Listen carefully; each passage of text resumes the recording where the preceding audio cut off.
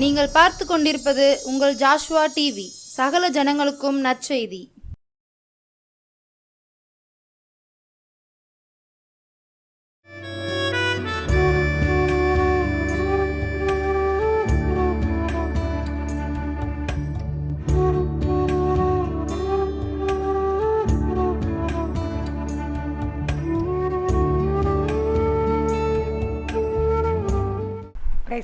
இயேசு கிறிஸ்துவின் நாமத்தினாலே ஜாஷ்வா டிவி நேயர் அனைவருக்கும் அன்பின் வணக்கத்தையும் வாழ்த்துக்களையும் நான் தெரிவித்துக் கொள்கிறேன். இந்த நாளில் கதை கேட்பதற்கு முன்பாக நம்ம தலையிலே தாழ்த்தி ஆண்டு சந்தத்தில் இயேசப்பா என்னோடு எங்களோடு பேசுங்கன்னு சொல்லி நம்ம கேட்போம். அன்பின் பரலோக பிதாவே, இந்த அருமை நேரத்துக்காக நன்றி செலுத்துகிற மாட்டவரே. இயேசப்பா இந்த நாளில் கதையை கேட்பதற்கு முன்பாக இயேசப்பா எங்களை முற்றிலுமாக தாழ்த்துடைய சமூகத்தில் ஒப்புக் கொடுக்குற ராஜா பரிசுத்த ஆவியானவரே, நீர் எங்களை ஆளுகை செய்ய முடிய காண்டவரே, உங்களுடைய ஆளுகைக்கு அர்ப்பணிக்கிற ராஜா. கதையின் மூலமாக நாங்கள் கேட்க வேண்டிய சத்தியத்தின்படி நடப்பதற்கு உதவி செய்யுங்கப்பா.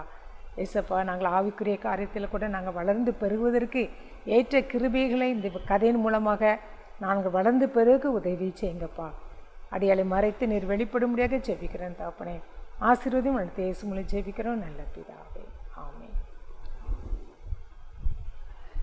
டேடி பாருங்க, ஒரு பெரிய மீன் அகப்பட்டுருச்சு. வாங்க, அதை என்னால் இழுக்கவே முடியலை. சீக்கிரம் வாங்க, நம்ம சேர்ந்து இந்த மீனை என்ன செய்வோம், இழுப்போம் அப்படின்னு சொல்லிட்டு நம்ம தான் வின் பண்ணிட்டோம். நம்ம தான் என்ன பண்ணியிருக்கிறோம், நம்ம தான் இருக்கிறதுலையே பெரிய மீனை நம்ம பிடிச்சிருக்கிறோம். அதனால் நம்ம தான் நினச்சிட்டோம், வின் பண்ணிட்டோம் டேடின்னு சொல்லி சந்தோஷமாக டொனால்டுங்கிற ஒரு அருமையான சிறுமகன் சந்தோஷத்தோடு என்ன செய்கிறான், நம்ம வெற்றி பெற்றுட்டோம்னு சொல்லி என்ன செய்கிறான், சந்தோஷமாக என்ன செய்கிறான், அப்படியே கத்துறானா. ஒன்று இது எங்கே நடந்ததுன்னா, ஆஸ்திரேலியா தேசத்தில் நடந்த ஒரு உண்மை சம்பவம். ஒரு அருமையான ஒரு குடும்பம் இருந்தது. அந்த தேசத்தில் என்ன நடக்கும்னா, மீன்பிடி போட்டிகள் நடக்கும். அப்போது அந்த மீன்பிடி போட்டி நடக்கும்போது அதில் போட்டி வச்சுருப்பாங்க. யார் குறிப்பிட்ட நாளில் அந்த மீன் பிடிக்கும்போது யார் அதிகமான எடை உள்ள வெயிட் உள்ள அந்த மீன் பிடிக்கிறாங்களோ அவங்களுக்கு தங்கம் நாணயம் பரிசு அப்படின்னு சொல்லிட்டு போட்டி அறிவிக்கப்பட்டிருந்துச்சு. இந்த போட்டி இந்த டொனால்டு இருக்கிறான்ல சிறுமகன், அவங்க வீட்டு பக்கத்தில் தான். அது 10 கிலோமீட்டர் தொலைவில் அவன் அந்த ஏரி இருந்தது. அவங்க வீட்டிலேருந்து 10 கிலோமீட்டர் தூரத்தில் அந்த ஏரி இருந்துச்சு. அதில் தான் என்ன நடக்கும், இந்த மீன்பிடி போட்டி என்ன செய்யும், நடக்கும். குறிப்பிட்ட நாள் வந்தது. இந்த சிறு டொனால்டுக்கு என்றைக்கு அந்த டேட் வரும், என்றைக்கு போகலான்னு சொல்லி ஒவ்வொரு நாளும் என்ன செய்யறான், ஆயத்தப்படுறான். அவங்க டேடிகிட்ட டேடி நீ எத்தனை நாள் இருக்குது, நம்ம மீன்பிடி போட்டிக்கு போகணும்ல, எல்லாம் எடுத்து வச்சிட்டிங்களா, போட் எடுத்து வச்சிட்டிங்களா, தூண்டில் எடுத்து வச்சிட்டிங்களா அப்படின்னு சொல்லிட்டு ஒவ்வொரு நாளும் அவன் ஆயத்தப்பட்டு கொண்டே இருந்தான். இப்படி இருக்க சூழ்நிலையில் ஒரு நாள் அந்த நாள் வந்தது. நாள் வந்த உடனே டொனால்டும் அவங்க டேடியும் சேர்ந்து என்ன பண்ணுறாங்க, காரில் ஏறி அதுக்குரிய எல்லா பொருளையும் என்ன செய்கிறாங்க, காருக்குள்ளே வச்சுட்டு நினச்சங்க புறப்பட ஆயத்தமானாங்க. அப்போது போகும்போது அவங்க மம்மிகிட்ட சொல்கிறான், மம்மி பாருங்கள், நாங்கள் தான் ஃபஸ்ட்டு வருவோம், நாங்கள் தான் வெற்றி பெறுவோம், நாங்கள் தான் வெயிட்டான ஃபிஷ்ஷை நாங்கள் பிடிக்க போகிறோம் அப்படின்னு சொல்லிட்டு சந்தோஷமாக அந்த சிறுமகன் தன் தகப்பனாருடன் காரில் ஏறி உற்சாகமாக தன்னுடைய தாயாருக்கு பை சொல்லிவிட்டு என்ன செய்கிறான், கிளம்புறாங்க. அந்த இடம் வந்துச்சு. கரெக்டாக 10 மணிலேருந்து நைட்டு 10 மணிக்குள்ள என்ன செய்யணும், மீன் பிடிக்கணும். யாருடைய மீன் அதிக வெயிட்டாக இருக்குதோ அவங்களுக்கு தான் அந்த பரிசுன்னு சொல்லி சொல்லப்பட்டிருந்துச்சு. அப்போது எல்லோரும் பார்த்தானாக்கா அந்த ஏரிக்கு இவங்க அப்பாவும் போய் டொனால்டும் போய் சேர்ந்தாச்சு. அங்கே நிறைய பேர் நினச்சிருக்காங்க, வந்திருக்கிறாங்க போட்டிக்கு. ஒரு போட்டின்னா என்ன செய்வாங்க, நிறைய பேர் கலந்து கொள்வாங்க. அதே போல் இவங்களும் கலந்து கொண்டாங்க. நிறைய பேர் நினச்சிருக்காங்க, அந்த தூண்டிலோட போட்டோடு நினச்சிருக்காங்க, நிறைய பேர் நினச்சிருக்காங்க இருக்கிறாங்க. கரெக்டாக 10 மணிக்கு என்ன செய்யுது, 10 மணிக்கு அந்த போட்டி ஆரம்பித்து எல்லோரும் தூண்டியில் தொங்க போட்டுட்டு நினச்சாங்க, ஏரிக்கரையில் உட்காந்து நினச்சாங்க, தூண்டியில் போட்டுட்டு நினச்சி உட்காந்துட்டு இருக்காங்க. அப்போ கரெக்டாக ஒரு 11 மணி இருக்கும், ஒரு பெரிய சத்தம் கேட்குது. என்ன சத்தம்னா, எனக்கு 1 கிலோ மீன் கிடச்சிடுச்சு. என்ன சத்தம்? எனக்கு 1 கிலோ மீன் கிடச்சிடுச்சு அப்படின்னு சொல்லி ஒரு சத்தம் கேட்டுச்சு. உடனே இப்படி சத்தம் கேட்டோடனே அப்போது எல்லோரும் மற்றவங்களும் என்ன செய்யுது, இன்னும் உற்சாகம் வருது. ஐயோ 1 கிலோ மீன் பிடிச்சிட்டான், நம்ம அதனால் என்ன செய்யணும், இன்னும் அதை விட அதிகமான கிலோ உள்ள மீனை பிடிக்கணும் அப்படின்னு சொல்லி எல்லோரும் உற்சாகமாக, ஐயோ எனக்கு மீன் கிடைக்காதா, எனக்கு அந்த மீன் கிடைக்காதுன்னு சொல்லி உற்சாகமாக பதட்டத்தோடு எல்லோரும் டென்ஷனோடு எந்திரிச்சு உட்காந்துக்கிட்டு இருக்காங்க. அடுத்தாப்புல 11 மணிக்கு 1 கிலோன்னு சத்தம் கேட்டுச்சு. அப்புறம் 12 மணி இருக்கும், ஒருத்தர் அதிகமாக சத்தம் கொடுக்குறாரு, என்ன எனக்கு 2 கிலோ மீன் இப்போ கிடச்சிடுச்சு அப்படின்னு சொல்லி. உடனே அப்போ 1 கிலோ மீன் கிடச்சிருக்கு, சோகமாயிற்று.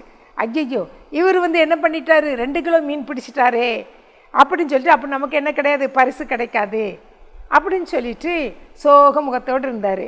இப்படி 12 மணி ஆச்சு, 2 மணி, 3 மணி, 4 மணி ஆச்சு. 4 மணிக்கு இன்னொருத்தர் யாரோ சத்தம் கொடுக்குறாரு, எனக்கு எத்தனை கிலோ மீன் கிடச்சிடுச்சு, 4.5 கிலோ மீன் சிக்கிடுச்சு அப்படின்னு பயங்கர கூப்பாடு போடுறாரு.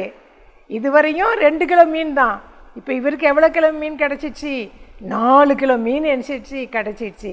கிடச்ச உடனே அப்போ அவர் 4.5 கிலோ மீன் அவருக்கு கிடச்சிடுச்சு.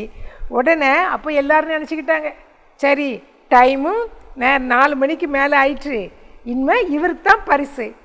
10 மணி நேரம் இருக்குது, இனிமேல் நைட்டு இருட்டிடும், இனிமேல் யாருக்கும் என்ன மீன் சிக்காது, அதனால் இவருக்கு தான் கிடைக்கும் அப்படின்னு சொல்லிட்டு எல்லோரும் யோசிச்சுட்டு உட்காந்துட்டு இருக்காங்க. இதில் டொனால்டு என்ன பண்ணார்னா, நைட்டாக தொடங்கிச்சு.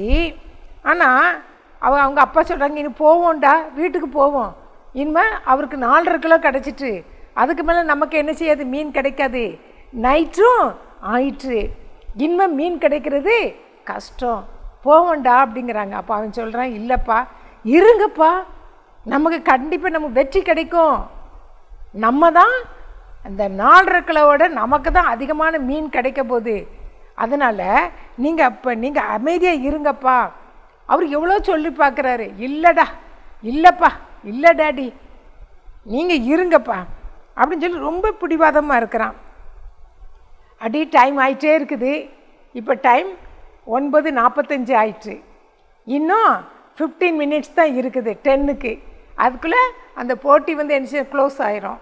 அப்போ இவன் அவர் சொல்கிறாரு, அவர் காரில் தன்னுடைய பொருட்கள் எல்லாத்தையும் காரில் ஏற்றிக்கிட்டே இருக்கிறாரு. ஏற்றும் போதே சொல்கிறாரு, டேடி இன்னும் கொஞ்ச நேரம் பொறுங்கப்பா, டேடி இன்னும் கொஞ்ச நேரம் இருங்க, எப்படியாவது நமக்கு கிடைக்கும், நமக்கு அதிகமான இது கிடைக்கும், இருங்கன்னு சொல்லி பார்க்குறாரு.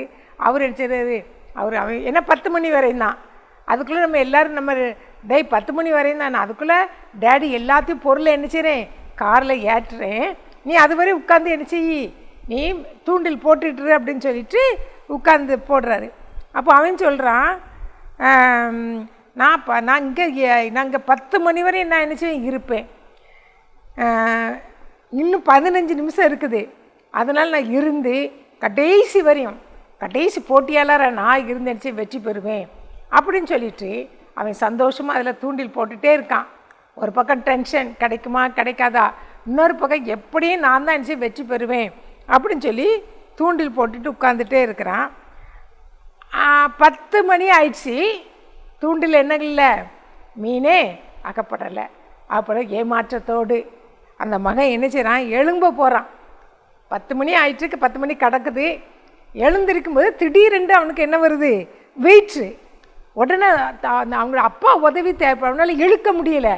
ஒன்று அங்கேருந்து கூப்பிட்றான், டேடி சீக்கிரம் வாங்க, ஒரு பெரிய மீன் அகப்பட்டுருச்சு, என்னால் இழுக்கவே முடியலை, சீக்கிரம் வாங்க டேடி அப்படின்னு சொல்லி என்ன செய்கிறான், ஒரு பெரிய அசத்தலான ஒரு பெரிய மீன் என்ன செய்யுது கிடச்சிருக்குது அப்படின்னு சொல்லிட்டு என்ன செய்கிறான்.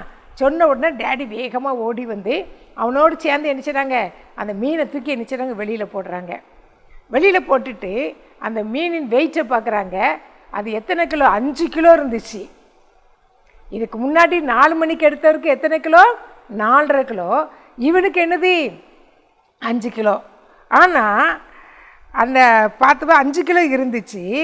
இவனுக்கு ரொம்ப சந்தோஷம், அப்பா நம்ம தான் வின் பண்ணிட்டோம்னா. ஆனால் அவங்க டேடி சொன்னாங்க, இல்லைடா, நமக்கு மீன் அகப்பட்டது நமக்கு போட்டி எத்தனை மணி வரையும் தான், 10 மணி வரையும் தான். ஆனால் உனக்கு இந்த மீன் வந்து தூண்டில் அகப்பட்டது 10 மணி கடந்து 2 நிமிஷம் ஆயிடுச்சு.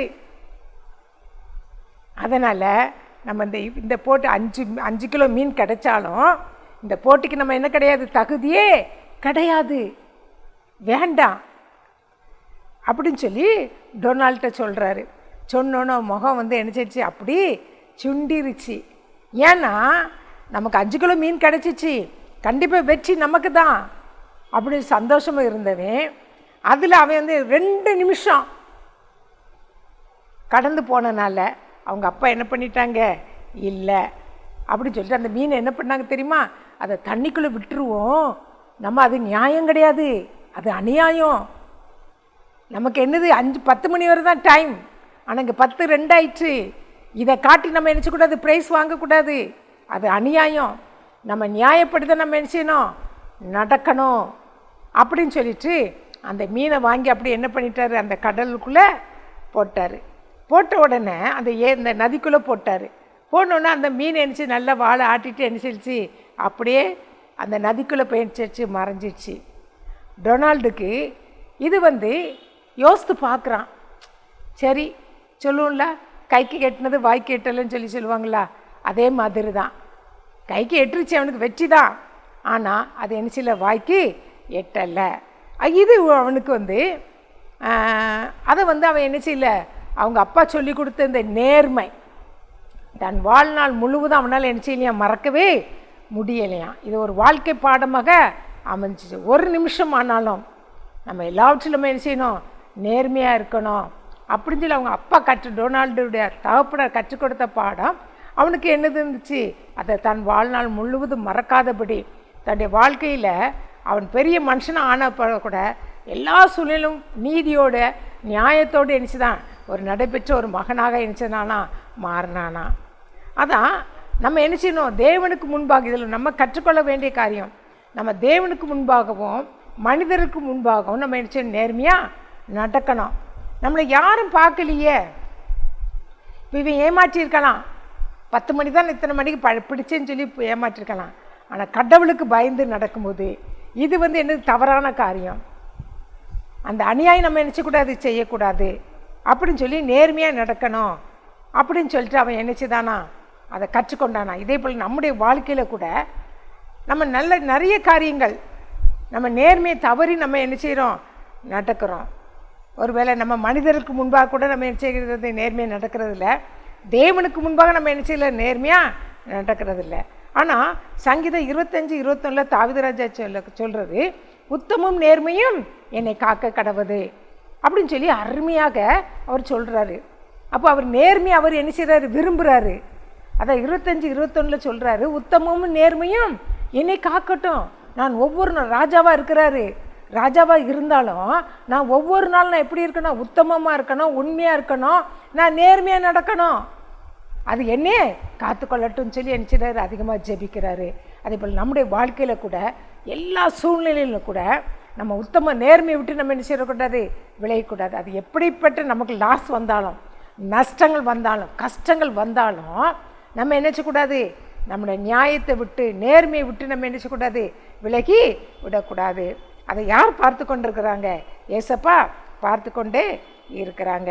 அதே போல் நீதிமொழிகள் 28:6 வந்து வேத வசனம் சொல்லுது, 28:6 சொல்லுது, இருவழிகளில் நடக்கிற திரியாவரக்கரன் ஐஸ்வர்யனாக இருந்தாலும் நேர்மையாக நடக்கிற தரித்திரன் அவனிலும் வாசி. ஒருவேளை ஒரு பெரிய பெரிய பணக்காரன் இருக்கிறான், அவன் வந்து இரு வழிகளையும் நடக்கிறான், ஒரு வழியும் கிடையாது, 2 வழியில் நடக்கிறான். அவனை காட்டிலும் நேர்மையாக நடக்கிறவன், நல்ல வழியில் நடக்கிறான், கெட்ட வழியில் அநியாயமான வழியில் அவன் என்ன செய்கிறான், நடக்கிறான். நடந்து சம்பாதிச்சு பெரிய பணக்காரன் ஆயிட்டான், அநியாயம் பண்ணி நடந்து பெரிய பணக்காரன் ஆயிட்டான். ஆனால் அவனை காட்டிலும் நேர்மையாக நடக்கிற தரித்திரனே வாசி. பணம் இருக்கோ இல்லையோ, செல்வம் இருக்கோ இல்லையோ, நம்ம ஐஸ்வர்யனா ஆகலையோ தெரியல, ஆனால் நம்ம எப்படி இருக்கணும்? நேர்மையாக நடக்கணும். அந்த நேர்மை தான் நம்மளை நினச்சி தாவீதுராஜா சொன்னது போல் உத்தமும் நேர்மையினை காக்க கடவுது. அப்போ காத்தா தான் நம்ம எங்கே செய்ய முடியும்? பரலோகத்துக்கு போக முடியும். அதனால் நம்முடைய வாழ்க்கையில் எப்போதும் நம்ம என்ன செய்யணும்? நேர்மையாகவே நம்ம என்ன செய்யணும்? வாழணும். எப்படிப்பட்ட காரியங்கள் வந்தாலும், நம்ம கஷ்டமான காரியங்கள் வரலாம், வந்தாலும் கூட நம்ம நேர்மையை விட்டு நம்ம நினச்சக்கூடாது, ஒரு அடி கூட நினச்சி விலகக்கூடாது. ஒரு ஸ்கூலில் எக்ஸாம் எழுத இனிமேல் வரப்போகிற நாட்களில் பப்ளிக் எக்ஸாம் எழுத போகிறோம். அந்த சூழல் கூட நம்ம நினச்சினோம் நேர்மையாக நடக்கணும். பிட் எடுத்துகிட்டு போய் அதை வச்சுட்டு நான் எழுதிடுவேன், நான் பாஸ் பண்ணிடுவேன், அந்த தவறான வழியில் கூட நம்ம நினச்சக்கூடாது, போகக்கூடாது. அநியாயமான காரியங்கள் செய்யக்கூடாது. பார்த்து எழுதலாம், அவன்கிட்ட கேட்டு எழுதலாம் அப்படின்ட்டு நேர்மையற்ற வழியில் நம்ம நினச்சக்கூடாது, நடக்கவே கூடாது.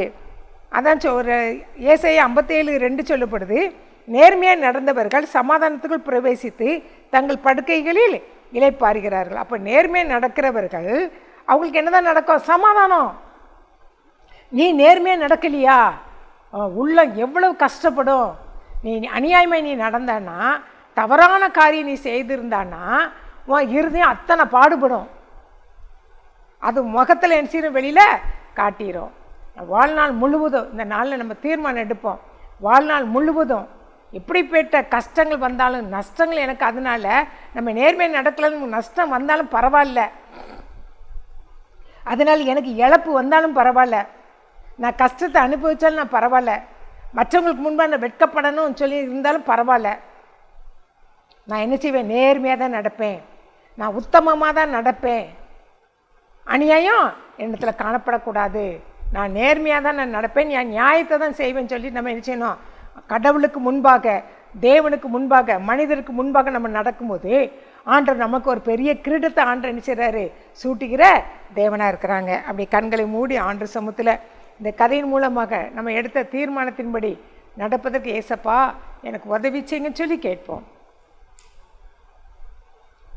அருமையா தாவீது ராஜா, உத்தமும் நேர்மை என்னை காக்க கடவுது